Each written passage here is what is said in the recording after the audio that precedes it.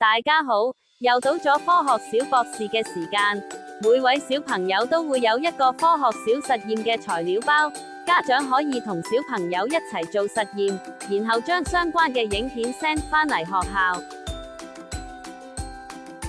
呢啲係用絨毛條整出嚟嘅泡泡棒，我哋有圓形、心形、正方形、三角形。然後準備泡泡水，攞出一個容器，然後倒出準備好嘅泡泡水，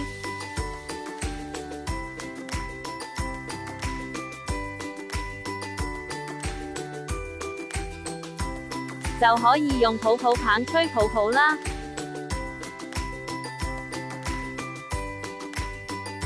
將泡泡棒放落泡泡水入面，然後就可以吹泡泡啦。